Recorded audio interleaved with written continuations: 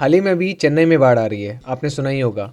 आंध्र प्रदेश में कुछ दिन पहले चेन्नई से पहले बाढ़ आई हुई थी, उसमें भी बहुत ज़्यादा परेशानी हुई लोगों को, बहुत सारी चीज़ें दिक्कतें हुई। उससे पहले केरला में भी बाढ़ आई थी। ये आप मान लीजिए 2020 में बाढ़ से 100 लोगों से ज़्यादा की जान गई और कुछ मिले ही नहीं।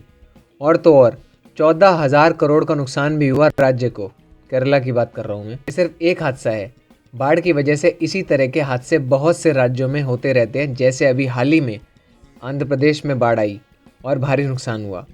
चेन्नई में बाढ़ आ रही है, इससे भी भारी नुकसान होगा।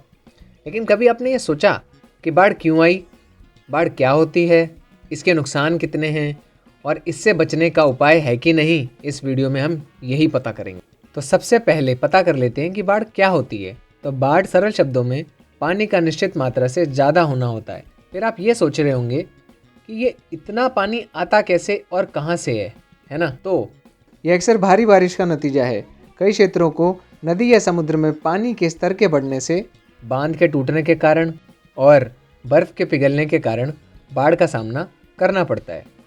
अब इसके बाद हम ये पता कर लेते हैं कि इससे क्या नुकसान होता है। तो इससे राज्य को और इसमें रहने वाले लोगों को भारी नुकसान होता है और देश का तो होना पक्का ही है। राज्य को होने वाले नुकसान के बारे में बात करते हैं।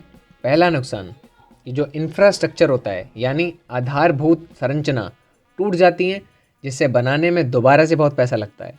दूसरा नुकसान, हॉस्पिटल्स भर जाते हैं, जिससे सरकार को और पैसे खर्च करने पड़ते हैं। तीसरा नुकसान, टूरिज्म को नुकसान पहुंचता है।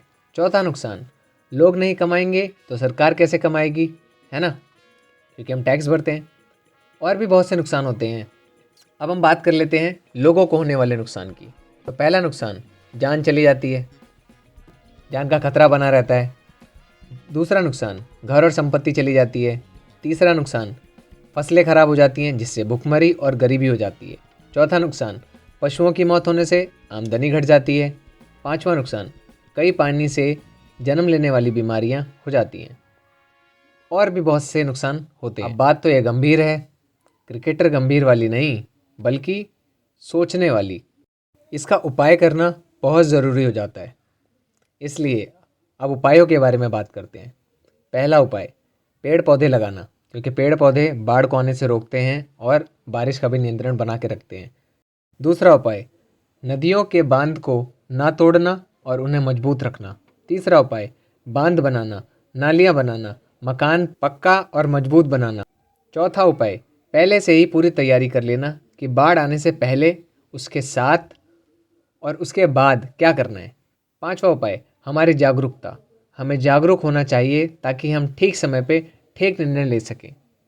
आखिर में एक बात तो साफ हो गई, बाढ़ यानी फ्लड एक महत्वपूर्ण समस्या है, जिससे बहुत से नुकसान होते हैं, उसके उपाय भी हैं।